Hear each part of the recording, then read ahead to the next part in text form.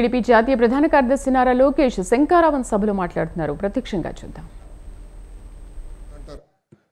మన పిల్లలు పిహెచ్డి చేయాలని కళ్ళగంటారు.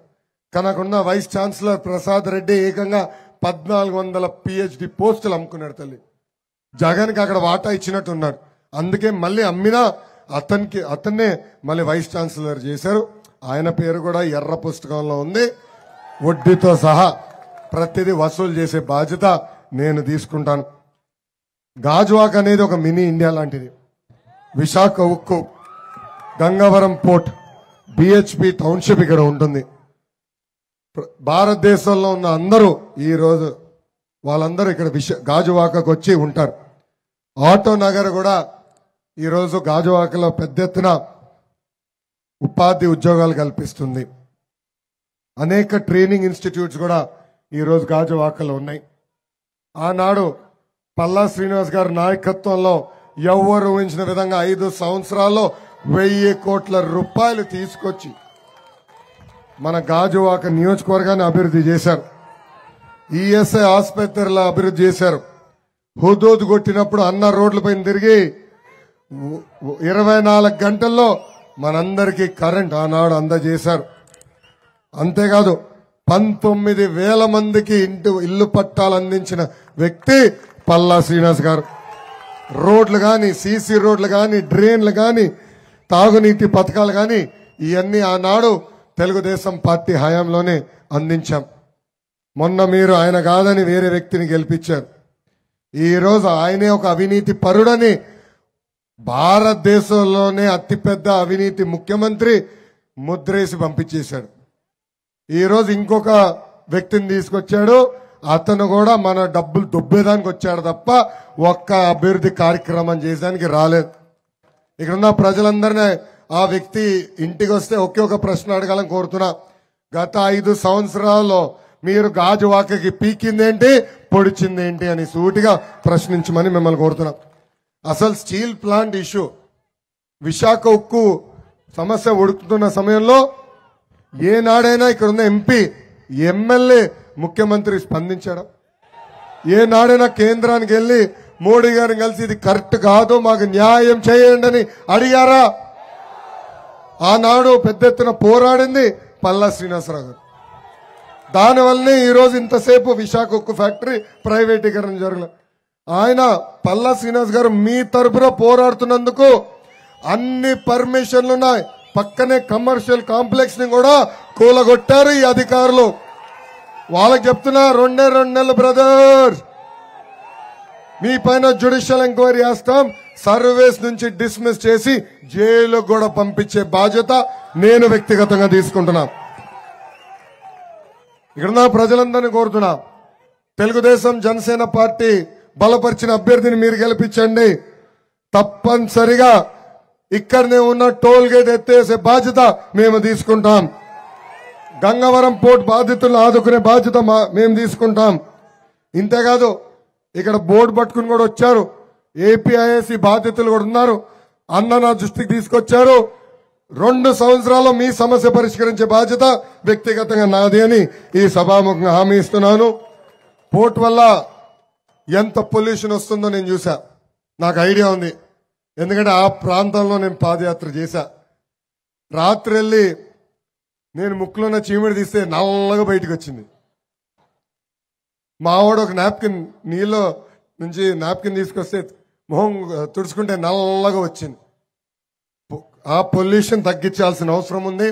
ఆ వాహనాలన్నిటికీ ప్రత్యేకంగా ఒక ఫ్రైట్ కారిడార్ ఏర్పాటు చేసి పట్టణంలో రాకుండా చేసే బాధ్యత మేము తీసుకుంటామని ఈ సభాముఖంగా హామీ ఇస్తున్నాను. ఇంకా కొంతమందికి పట్టాల అవసరం, ఇంకా రావాల్సిన అవసరం ఉంది. వాళ్ళందరూ కూడా అందించే బాధ్యత మేము తీసుకుంటాం.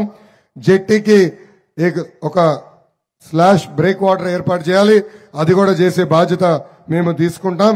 ఇంతేకాదు ఈఎస్ఐ మెడికల్ కాలేజీలో ఉన్న పెండింగ్ వర్క్లన్నీ కూడా యుద్ధ ప్రాతిపదికంగా పూర్తి చేసే బాధ్యత మాది అని సభాముఖంగా మీ అందరు తెలుపుకుంటూ, మన ఎదురుగానే ట్రాఫిక్ ఎంత దారుణంగా ఉందో మనందరం చూస్తున్నాం. హెవీ వెహికల్స్ 24 గంటలు మన ముందరనే తిరుగుతాయి. దానివల్ల మనం అనేక ఇబ్బందులు ఎదుర్కొంటున్నాం. మేము వస్తున్న సమయంలో భరత్ నా దృష్టికి తీసుకొచ్చాడు. అది తప్పనిసరిగా నేషనల్ హైవేస్ తో మేము సంప్రదింపులు చేస్తాం. 5 సంవత్సరాల్లో అవసరమైన మేరకు అంటే 15 కిలోమీటర్ల, 17 కిలోమీటర్ల, 20 కిలోమీటర్ల అది మేము చర్చించి ఇక్కడ ఫ్లైఓవర్ కూడా వేసే బాధ్యత వ్యక్తిగతంగా మేము తీసుకుంటానని ఈ సభాముఖంగా నేను హామీ ఇస్తున్నా. ఇంకా తెలుగుదేశం పార్టీ బలం, తెలుగుదేశం పార్టీ కార్యకర్తలు, నాయకులు పార్టీ వీడి వెళ్ళినా పార్టీకి అండగా నిలబడిది ఈ పసుపు సైన్యం. అన్న ఎన్టీఆర్ ఏ ముహూర్తంలో పార్టీ స్థాపించారో తెలియదు కానీ అసలు ఆ జెండా చూస్తేనే మనకు ఒక నూతన ఉత్సాహం. వైకాపా నాయకులకి కార్యకర్తలకి boom boom president medal Andhra gold కావాలండి.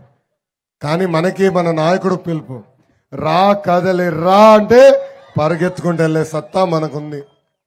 అందుకే మీ రుణం తీర్చుకునే దానికే 2014లో కార్యకర్తల సంక్షేమ నిధి ఏర్పాటు చేశాం. ప్రమాదంలో కార్యకర్తలు చనిపోతే వాళ్ళ కుటుంబాలకి 2 లక్షల రూపాయలు ఇచ్చిన ప్రమాద బీమా ఇచ్చిన పార్టీ తెలుగుదేశం పార్టీ. ఇప్పటికి దాదాపు 100 కోట్ల రూపాయలు కార్యకర్తల కుటుంబాలకు అందజేశాం. అంతేకాదు ఒకవేళ కార్యకర్తలు వాళ్ళ పిల్లల్ని చదివించలేకపోతే వాళ్ళ బిడ్డల్ని దత్తకు తీసుకుని చదివిస్తుంది నా తల్లి భువనేశ్వరి అమ్మ. నాకు అక్క చెల్లెలు లేరు, అన్న తమ్ముడు లేరు, నేను ఒక్కడనే. కానీ అన్న ఎన్టీఆర్ నాకు 60 లక్షల మంది అక్క చెల్లెలు అన్న తమ్ముడు నాకు ఇచ్చి వెళ్ళారు. మిమ్మల్ని నా గుండెల్లో పెట్టుకుని కాపాడే బాధ్యత వ్యక్తిగతంగా నాది అని సభాముఖంగా కార్యకర్తలకు నేను తెలుపుతున్నా. గత 5 సంవత్సరాల్లో నా గొంతు పోతుంది.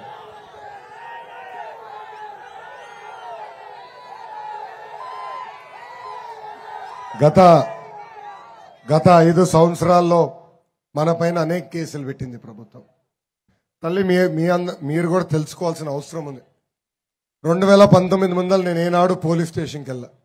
2019 ముందల నా పైన ఒక్క కేసు లేదు. అలాంటిది ఈరోజు నా పైన 22 కేసులు ఉన్నాయి తల్లి. నా పైన అటెంప్ట్ మర్డర్ కేసు ఉంది తల్లి. నా పైన SC/ST కేసు ఉంది. అంతెందుకు తల్లి, ఇప్పటికి 7 సార్లు నన్ను పోలీస్ స్టేషన్ తీసుకెళ్ళింది ప్రభుత్వం. ఈరోజు పోలీస్ స్టేషన్ ఒక అత్తగారి ఇల్లాగా మారిపోయింది తల్లి నాకు.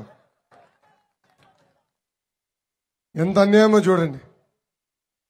అంతేకాదు పల్లా శ్రీనివాస్ గారిని ఎన్నిసార్లు ఇబ్బంది పెట్టారో మనందరం చూసాం. 15 సంవత్సరాలు ముఖ్యమంత్రిగా పనిచేసిన చంద్రబాబు నాయుడు గారు, 15 సంవత్సరాలు ప్రతిపక్ష నేతగా పనిచేసిన చంద్రబాబు నాయుడు గారిని అర్ధరాత్రి వచ్చి ఎలా అరెస్ట్ చేశారో మీరు అందరూ చూశారు. ఏం తప్పు చేయని చంద్రబాబు నాయుడు గారిని 53 రోజులు జైల్లో బంధించారు తల్లి. 3,000 కోట్ల రూపాయలు అవినీతి అన్నారు తల్లి. దాని తర్వాత 270 కోట్ల రూపాయలు అవినీతి అన్నారు తల్లి. ఇప్పుడు 27 కోట్ల రూపాయలు అది కూడా పార్టీ అకౌంట్లోకి వచ్చిందని వాళ్ళు మాట్లాడుతున్నారు తల్లి. ఈ సభాముఖంగా ఆ సైకో జగన్కి నేను సవాల్ ఇస్తున్నా. జగన్, నీకు దమ్ము ధైర్యం ఉంటే టైం డేట్ నువ్వు ఫిక్స్ చేయి. నువ్వు చేసిన అవినీతి, మేం చేసిన మంచి పనులు చర్చించడానికి మేము సిద్ధం, నువ్వు సిద్ధమా అని నేను అడుగుతున్నా. నిప్పులాగా బతికిన వాళ్ళం బ్రదర్. బామలకే భయపడిన కుటుంబం మాది. నువ్వు పెట్టే చిల్లర కేసులు మేము భయపడతామా? ఆనాడే చెప్పినా నీకు, ఈ లోకేష్ తగ్గేదే లేదు. ఏ అధికారులు అయితే చట్టాన్ని ఉల్లంఘించి మన ఇబ్బంది పెట్టారో, ఏ వైకాపా కార్యకర్తలు అయితే చట్టాన్ని చుట్టంగా మార్చుకుని మన ఇబ్బంది పెట్టారో వాళ్ళందరి పేర్లు ఎర్ర బుక్లో ఉంది. ఈ ఎర్ర బుక్లో ఉంది. ఈ ఎర్ర బుక్ ఏంటనా?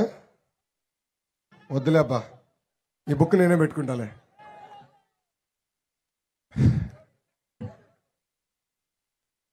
దప్పుడు దిప్పుడేనా? ఈరోజు ఎందుకు నవ్వుతున్నానంటే, అమ్మా ఈ బుక్ మీద కూడా కేసు పెట్టారు తల్లి. కోర్టుకు వెళ్ళారు తల్లి. ఊరూరు రోజు లోకేష్ ఎర్ర బుక్ చూపించి తిరుగుతున్నాడు. లోకేష్ని మేము అరెస్ట్ చేయాలనుకుంటున్నాం, నాన్ బెయిలబుల్ వారెంట్ ఇష్యూ చేయమంటున్నారు తల్లి. అంటే ఎర్ర బుక్ చూస్తే కూడా వాళ్ళకి ఎంత ఉచ్చపడుతుందో చూడండి తల్లి. ఆనాడు బాబు గారిని అరెస్ట్ చేస్తే నాకు ఫోన్ చేసిన మొదటి వ్యక్తి పవన్ అన్న.